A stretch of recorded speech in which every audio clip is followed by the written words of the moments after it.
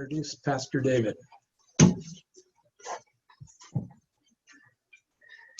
Thanks, Jeff. Thanks everybody for coming. You know, we like to do Skype with Aaron and Stephen, you know, once a week or so. So we were all set to do that yesterday, and pretty soon Stephen sent tomorrow ? On our little screens, and we thought, nuts. Okay, tomorrow. And then a couple hours later, he sent another message, which was actually an image, a photograph of him in Oakland in the demonstration happening in that city. There was a protest against racism and violence and hatred. And I have to confess that there was kind of a little wave of apprehension in me. But then very quickly thereafter was another and bigger wave of affirmation. It was this reminder again that, you know, he's baptized. He is willing to do his part to voice the truth, to do his part to advocate for justice and to say no to racism. You've heard of the organization. It's called Black Lives Matter, and they have helped to cohere and coordinate all kinds of demonstrations and care for an important subject. But also, you know this, that Black Lives Matter is also just plainly a simple statement of fact. It is an appeal to conscience. I know that in a world that has been marked and formed and shaped by white supremacy, by racism, both in persons and certainly in systems and in structures, that people of faith, that people of love, that those who would care about our neighbors cannot sit back. We cannot remain silent. We cannot wait for somebody else to take up the cause. You remember, like I do, Jesus' words, "Go therefore and make disciples of all nations, baptizing them in the name of the Father and of the Son and of the Holy Spirit, and teaching them to obey everything that I have commanded you. And remember, I am with you always, even to the end of the age." So those who are followers of Jesus, those who have been summoned into this life and into this cause, it is a cause that is rich with verbs, you know, make disciples and baptize and teach and obey. But all that comes after the first verb in the passage. Go. Go. Oh, yes, wear your mask. Oh, yeah, wash your hands. Oh, yeah, be smart. And oh, yeah, be careful. And oh, yeah, get tested. But go. Go and be about the work of God's people in our time. What did he say? For I am with you always. We trust that. Amen. Thank you, Pastor David. Okay, we're going to open the meeting with a little housekeeping. Kristen Gebert is facilitating for us, and maybe want to give an opportunity for Kristen to give us some guidelines. We will need to take some votes as a group during this process. And I proposed to Kristen that we do a voice vote, if at all possible. So maybe you can walk us through that, Kristen, at this time. So I'll just, when it's time to do a voice vote, I'll just unmute everybody at that point. Hopefully I remember. And then if anybody has anything they want to share at any point, they can type it in the chat bar. Okay, thanks, Kristen. And I'll ask at this point, are you recording the meeting? I am. Okay, so for everybody's knowledge, we are recording the meeting. That'll help our Secretary Marco in case he missed anything. I know he's on there and he never misses anything, but he'll have a way to recheck the notes. And also I want to give you the opportunity and remind you, if you have questions, please feel free to ask them by just making a chat in the chat window. You'll see at the bottom, you can kind of highlight the bar at the bottom when you move your mouse there and click. There should be a chat window for you to ask questions, and then Kristen will ask them on your behalf during the meeting. Okay, our first order of business is to review the minutes of our last annual meeting. My time has gone by and a lot has changed since last June. Susan called the meeting to order. We approved the previous minutes. I'll page through this quickly. We had a financial update, and then a nominating committee report, and did our final vote on a constitutional amendment to have the financial review committee. And Kimberly shared thanking of volunteers, and wow, it seems like yesterday that Kimberly was here, and that was a year ago now. Okay, at this point, I will ask for a motion to approve the minutes. And this would be the point you can unmute us, I think, Kristen. Got it. Do I have a motion to approve the minutes? Oh, hold on a second. There we go. Now I got it. So moved. Thank you. Is there a second? Yes, I second. This is Susie. Thank you. All in favor of approving the minutes, say aye. Aye. Aye. Any opposed? Okay, thank you. The motion carries, and we'll go ahead and meet again. Thank you very much.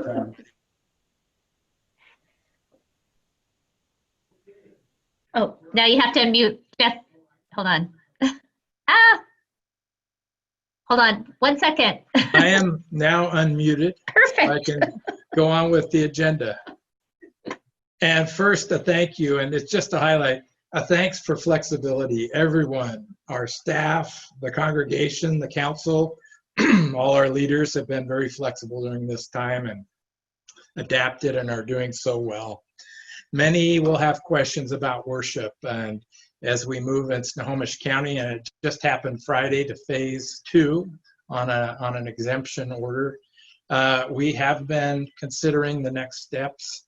At this point, as a council and leadership, we have determined we're not going to meet together until phase 3.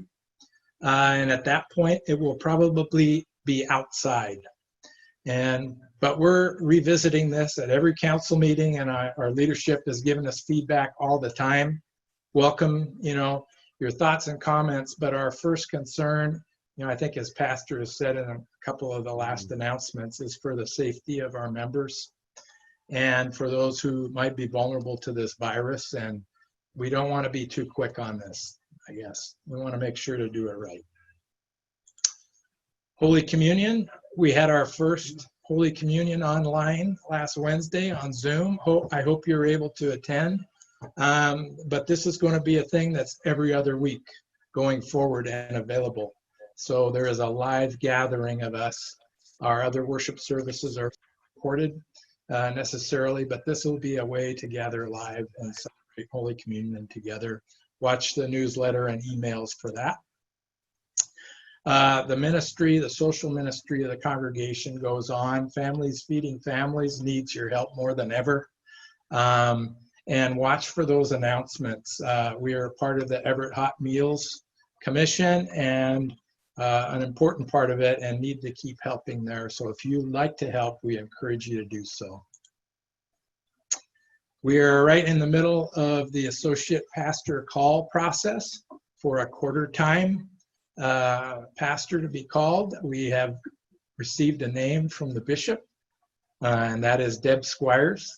I think you all know her, and we're happy to have the opportunity soon to interview her. And she is just completing her graduation almost from Luther Seminary, and she's been affirmed by the Synod as a candidate for us. And we're hoping to successfully complete that interview, and we may have a proposal for the congregation in terms of a call meeting, and the earliest that would happen is this fall. Preschool, oh my, that has been so much on our minds. We had the blessing of some great help, and Krista McClymans will share with you in a minute, the PPP loan, that really it was an enabler to keep all of our staff employed. And that's important because there's lots of preparations going on to resume preschool in the fall. They're gathering information from those who have already started in other places and using the best science and practices. They're going to come up with a plan. It's not there yet, but it's coming. And at this point, I also want to mention a development a really positive development coming from the Northwest Washington Synod and actually the church-wide ELCA. We're the only congregation that has been extended a grant during this time, and that means something. We were extended a grant to begin the Families and Friends Gathering ministry supported by a pastor, a called pastor. That pastor would be from the Synod and reporting to the Synod, and they've identified Deb Squires as that person. So that's a half-time job. There's a quarter-time associate call process going on. So there's an opportunity there, should all the pieces come together, to have one person that is a three-quarter time person supporting ministries here in this congregation. So, and we certainly can. We have Kyle Turner, our call committee chairman, on to talk about the associate piece of it. And I'm sure Pastor would comment on that during the questions and answers. So that's a little on the preschool. During this time where it's more difficult to get together, there have been a lot of phone calls made, both from our staff and from volunteers, to make sure that we're connecting with people, especially those who can't get online. And I know there's some out there, to make sure that they know that we care. So if you'd like to be part of that process, please send a note to the church office or pastor, and we can do that. Okay, so enough kind of summary, but suffice it to say, we've been focused on the important parts of being a church during this time. There's some things we have had to stop doing during it. There's been priorities made, but I want to open it up for your comments and questions at this point. And I'll ask Kristen, have you received any on the chat? Just one so far, and that was, Okay. Will there ever be a opportunity for live communion on Sunday mornings? Okay. Someday. Someday we will have that opportunity. I think Pastor David is commenting. We need to get past phase 3 though. And Suffice it to that's say, probably not weeks, that's a long way. that's going to be some time away. Okay, and then another question is, how long does the ELCA grant last for the Friends and Family program? The ELCA grant is for 2 years, which is really quite astounding, to get that opportunity. It does not fund the entirety of the ministry. It depends on us and those that are part of it, participating, giving, but it does fund a significant portion. More often than not, we do. Okay, and there is an opportunity, Pastor is telling me, that to renew that potentially as well. Really, they're watching progress in the ministry and feedback on how it's going. The intent, of course, is to become self-sustaining. Any other questions? Yes. Okay. Oh, it was just a comment. So Okay, well, you can it ask just for says comments as well. the Synod. Okay, the Synod Council approved Friends and Family as a Synod organized community at a meeting yesterday. Oh, fabulous. Okay, that's good. That must have been Kurt. Thank you. Yes. Good. Any others before we move on? Just a statement of appreciation for the pastor and the staff for all the great communication and the services full of music and charm. All right, definitely I agree there and affirm. Many are saying that. Okay. All right, that's it at this point. We'll have another opportunity later, but I want to hand things over to Krista McClymans at this point. I'll go ahead and click through the screens for you if you like, Krista, but you can unmute and welcome. All right. Thank you. Thanks, Jeff. I appreciate it.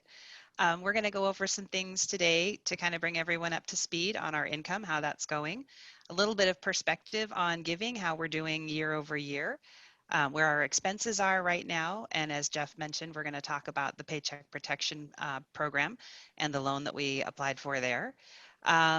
Balances, we'll talk about sort of just expenses and income and overall checking balance, and then some ways that we can continue blessing or giving and sharing through the summer, and how we can share our love that way. And then there'll be a little bit of time for questions. So Jeff, if you want to go ahead. I don't know if you can zoom on this eye chart. I'm really sorry, it's so tiny, but if you can, there's a couple places. I don't know if you can. It's Boy, that it's quite itty bitty there. Um, this is the history of our tithes and offerings for the last 10 years. And it shows year over year, as well as where we are to date compared to last year. And we are very, very, very close in terms of our overall giving to where we were last year. So things have held steady year over year quite nicely. And that's huge given everything that's going on in the world right now. We are at about 188,000 in tithes and offerings as of the end of April. May's numbers aren't final yet.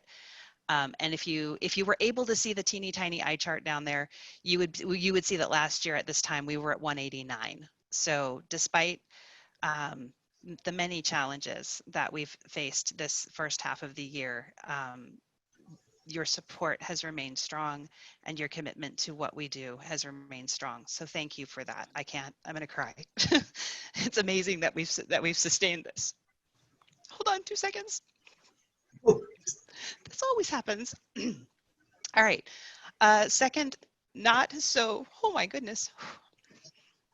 This is why Kyle always does this, because I get way too emotional. Just so you know.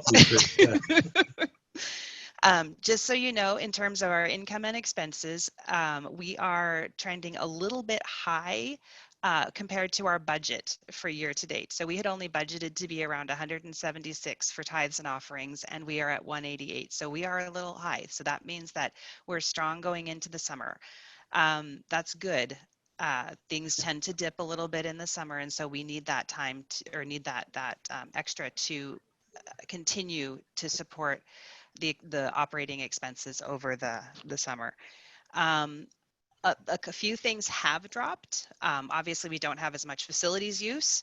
We're a little bit behind on our rental income, but again, everybody's experiencing some challenges this time, so I'm sure that will smooth out. It's not a concern at all. Our expenses also are running a little bit below budget at this time, so thank goodness for that. Impacting that particularly our building and grounds and our utilities. So those are some pieces that are also running a little bit low. Overall, if you look at the first column, you'll see that's our balanced budget for the year, or actually it's the second column, the first column of numbers. Our actual, we are up $44, woohoo! And we were actually budgeted to be overextended with our expenses a little bit higher at this time, but you can see that didn't happen for a combination of reasons. But so really, honestly, as far as operations go, we're okay. We're doing well. Part of what has allowed us to do that and to continue the beautiful things that we do through the preschool and the magic that happens there is the Small Business Administration Paycheck Protection Program. We applied for a loan, and it is a loan until such time as it turns into a grant. And that allows us to cover payroll and operating expenses for about 2 months, worth. It's not 100%, it doesn't cover 100% of everything, but it definitely gives us some room. And we applied for that through Mountain Pacific Bank. So we actually went to a different lender than we have been using. Some of you know we've been with Union. And as a result, we will be moving our banking to Mountain Pacific Bank. We're in that process right now. They were able to fund us quickly and efficiently for that loan, and they have been very responsive to our needs. So that was a decision that the council made, and that we are able to go ahead and move forward with that. So it shouldn't affect much from the congregation side. It will mean some changes for the counters and for the office and those of us who interact with the finances a little bit, but I feel it's a good move and I support it as well. Jeff, if you would like to move to the next Yeah. slide, please. I don't think I'll cry on this next one. Okay. I might. I mean, it could happen. Our checking at this moment is at $151,000, which is very good. It's a very solid amount to go into summer with. So again, thank you for your contributions and your generosity and your support. Obviously, it wouldn't be possible. Many of the things that we do would not be possible without you. Online giving, I don't know if Sheila's on the call or not. She had some management duties today for work, so I don't know if she was able to be here, but she had mentioned that we are offering texting as well as an additional way to give. Our website has been updated, so if you are giving directly to the preschool, we are looking at being able to pass that directly to the preschool if you're donating to the preschool. So those are some other changes for online giving. If you are planning on going anywhere this summer, I mean, as things open up a little bit, if you're going to get out and have the opportunity to set up a recurring or an automatic donation, that would be very much appreciated. Our expenses do continue through the summer, and a lot of times we see a dip in our income during that time. So we appreciate everything that you've done to get us to this point and your continued support through these challenging times. All right, Krista, and thank you so much for your leadership and support and hard work. I know it was not easy to get that Paycheck Protection Plan loan approved, and you're being very careful to follow all of the requirements. Yes. To make sure that it's a grant. Yes, we want this to turn into a grant. Yeah, absolutely. Thank you so much for that leadership. And yeah, we had to try twice, and we were successful on the second try, so it's great. Yeah. At this point, it's questions time for Krista. Are you seeing any, Kristen, online? Okay. I'll also ask you if you want to raise your hand if you have a question. There is that option in Zoom as well, so if you know how to do that. It's down at the bottom chat box as well. That's another way we could get your question. But no raised hands. Okay. Well, thank you for the comprehensive report, Krista. We appreciate it. I guess I would ask one question. How are the PPP loans accounted for in the numbers you gave? Or is that completely kind of a separate set of accounting? That's a great question. So right now that actually counts as a liability because it is a loan. And because the items that we have that we can pay from it are very specific, we've decided to keep that completely separate from the numbers that you see here. So this is the numbers that you see here don't reflect the loan that we've received. At the end of, once we've paid the expenses that are approved from Mountain Pacific Bank, we're trying to keep that very clean for reporting purposes. Once we've paid those expenses and spent that loan down, we'll be transitioning all of our business over to Mountain Pacific. So Union Bank will then become dormant and then eventually be closed.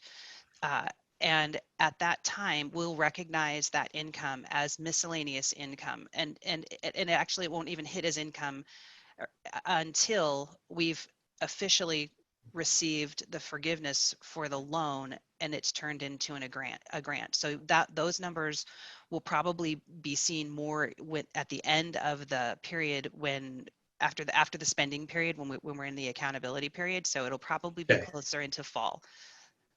All right. We have a few questions now. Great. Okay. So one of them was the PPP loan only for the preschool. No, the PPP loan was for the church. It was for payroll and operations for the church, and as part of the church, the preschool was supported as well. So it was for all of our staff. And then are the monies donated for families feeding families and the lighting kept separate? Yes, those go into separate funds. The lighting is going into a campaign. What do we call that? A capital campaign fund. And then Families Feeding Families has always had its own fund. So yes. Any other questions? All right. Thank you for the good questions, and thank you very much for your report, Krista. Thanks, Jeff. All right, at this point, I'll hand the floor over to Susan Zakos and Gary Fletcher, our co-chairs. Are you going to be speaking today, Susan? We might need you to unmute. I am going to be speaking. Okay, fabulous. The All floor right, is yours. Good morning, everybody. Thanks for being here. If you had tuned in to our forum in May, this might be a little bit of a review, but otherwise, to others, this will be an update of where we are at with our sanctuary lighting situation.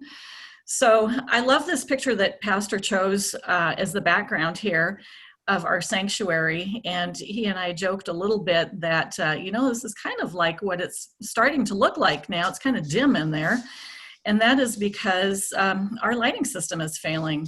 The lighting fixtures went in when the church was built over 50 years ago, and at the time it utilized state-of-the-art technology, incandescent lighting. Well, incandescent bulbs aren't made anymore. And we can't just change out to a different type of lighting bulb because the sockets in those fixtures are failing also. So we need to replace the system. And we're very fortunate in that in our congregation, we have a member, Jay Warner, who is an electrician. And he very graciously designed a new lighting system for the sanctuary that will utilize the same infrastructure. So we won't be having to pull new lines through that beautiful cedar ceiling that we have and disrupting things as much, which will save us some money. And of course, now we're going to be using state-of-the-art technology too, which is LED lighting, which will put out a lot more lighting for a lot less cost overall. And it also is programmable so that we can have certain lighting effects for whatever events are going on in the sanctuary. So we have established a sanctuary lighting campaign committee that members of which met with Jay. They reviewed bids from contractors, and they have recommended and council approved accepting a bid from a company called H&M. And the cost of the bid came in at about $145,000 to $148,000, I believe. Now we're figuring on including tax and a little contingency. So the cost of the replacement project will be $165,000. You'll see on the screen there one of the lights as an example that will replace the existing ones. So the fixtures look very similar to what we have now currently, but they will be much more efficient. So Jay was able to procure one of the big lights that will be hanging from the ceiling there, and there it is. So how are we going to pay for that? Well, we have a lighting capital campaign going on now. It is called Let Your Light Shine. You probably have received a mailing that has a letter kind of summarizing what I'm saying here that was composed by Gary, and also a brochure that includes a pledge card. So the goal of the campaign is to raise $165,000 over a 2-year period. And again, with capital campaigns, this is similar with the Commons project we had going on a few years ago. Contributions to the campaign are above and beyond what our regular offerings are. They go directly into this one specific project. And we're asking you to consider either a one-time donation or a pledge over that 2-year period of time. But as you know, we have a little urgency. We're not in the sanctuary now, but we will be soon. And we can't wait for 2 years to get this project underway. So in order to get things going, we are recommending, and council has approved, asking the congregation to take out a short-term loan from the Mission Investment Fund of the ELCA in the amount of $100,000 as seed money to get the project going. We have to pay for all the fixtures up front, and so this will enable us to start the project, get the work going, and then our capital campaign will pay off that loan. Already we have a lot of people who have been making contributions. I have received a note from Pastor that roughly so far in pledges and contributions, we have about $80,000. So thank you very much to everyone who has already stepped up and provided some contributions. And so give this some thought. We're going to be having a motion presented here shortly for you to vote on in regards to the loan that we want to take out. And this whole thing kind of reminds me a little bit of the old joke, how many people does it take to change a light bulb? And the answer to the question in this case is all of us.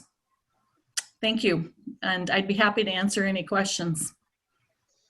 Okay, thank you, Susan. And I'm going to consider that as a motion. And you see on the screen that the council recommended that we, just before today's congregation meeting, to approve contracting with H&M Electric for amount not to exceed $148,000 with a total project cost of $165,000, including taxes and contingency.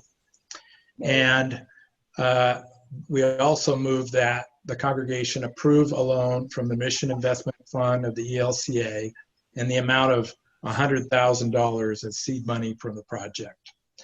So at this point, I'd ask if there is a second to the motion. And Kristen, if you could unmute. I second it. Thank you. We have a second to the motion. And now I'll ask you, Kristen, first to mute, and then I'll ask if there is any questions on the chat. No.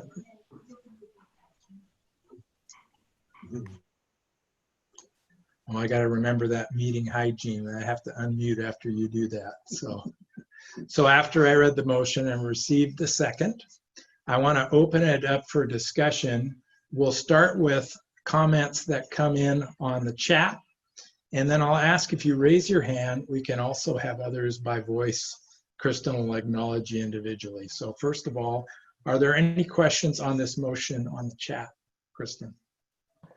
Yes. Does the $165,000 include engineering costs?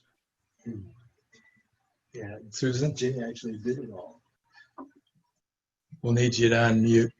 I think the answer is yes, because we had a very generous engineer that contributed his time and hours, Jay Warner, to engineer this project. Is that right, Susan? She's nodding her head there. Okay, Yeah. And then if another is, if we have $80,000 in pledges, why do we need to borrow $100,000? Yes, I can answer that. And the reason is that those pledges that have come in are, some cases they may be one-time contributions.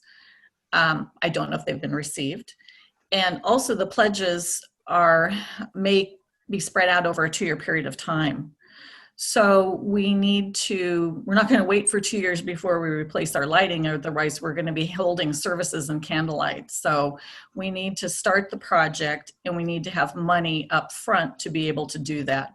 So the loan will be able to get the project done. We're hoping to be able to do this summer. And so then as our pledges come in, then we will pay off the costs of the project with that. Thanks, Susan. Okay, another question is, what is the term of the loan? I believe the term is actually for 10 years. If Rick Parcham has been dealing with that, we don't want to carry it for 10 years. We are planning on paying it off at the longest in this 2-year period of time. We're hoping that we get enough pledges to be able to cover the entire cost and pay off this project within 2 years. And depending upon the amounts of contributions and pledges that we get and how soon they come in, we may be able to pay this off much sooner than that. Absolutely. Other questions? No, just a comment that a motion coming from the council does not need a second.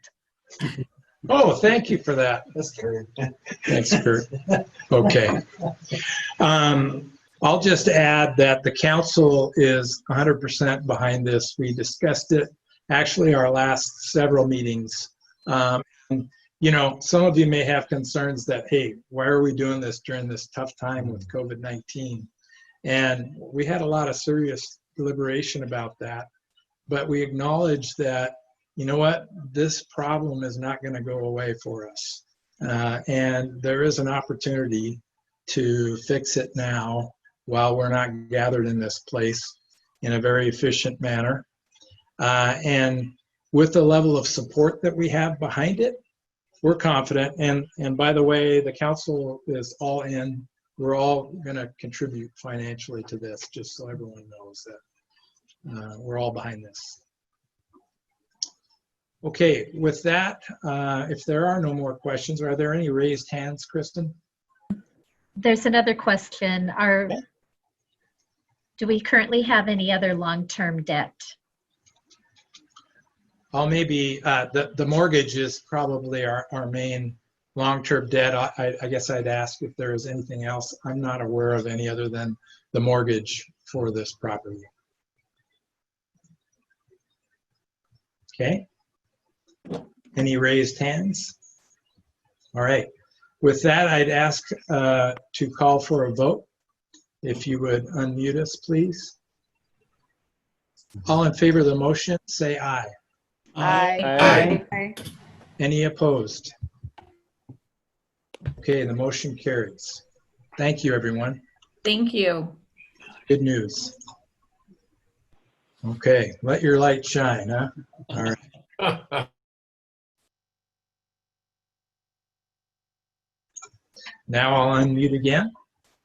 And we have the matter of elections. This is something that we do every year at this time.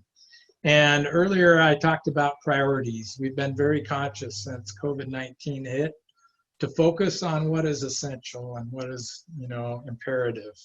But it's also part of the business of being a congregation that we have elections. Well, our nominating committee typically spends a lot of time deliberating and calling people and asking, and that's time that's better focused elsewhere right now. So as a council, we got together with a proposal for this time.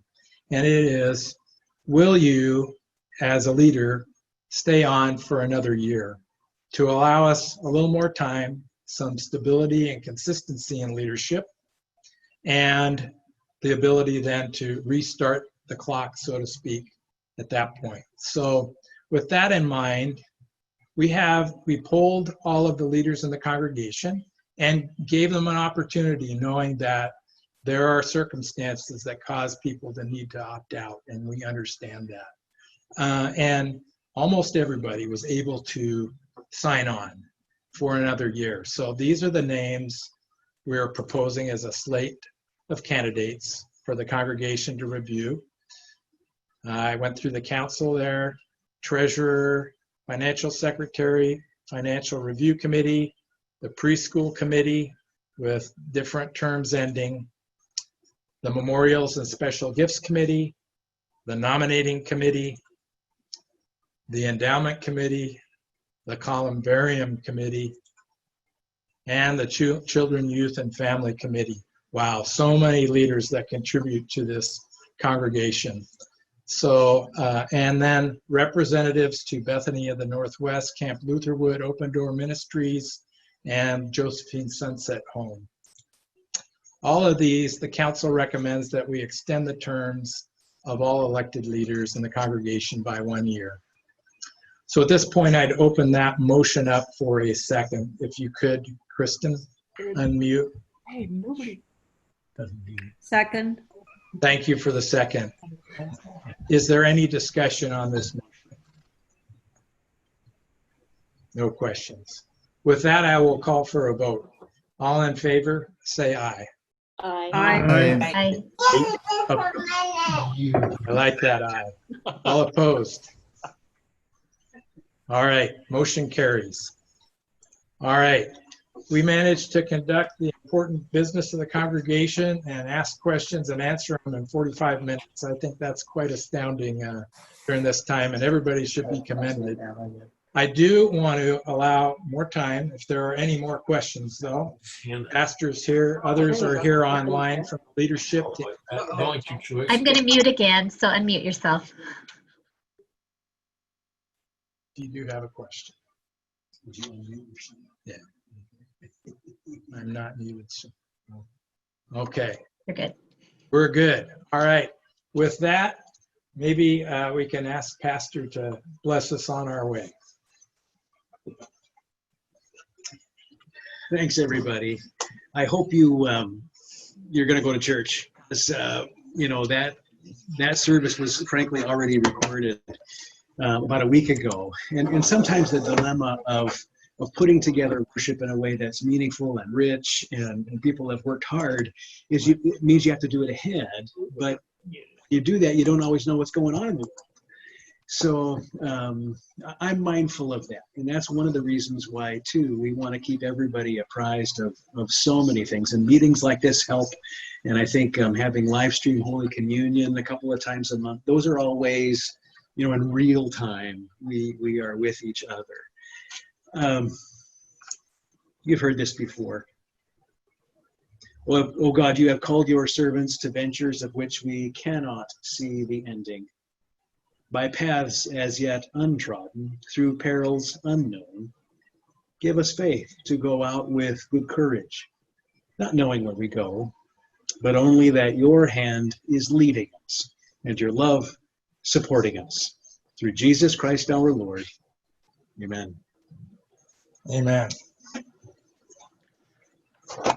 Okay, with that, we'll officially adjourn our annual meeting. Thank you all for attending. We appreciate it. All right.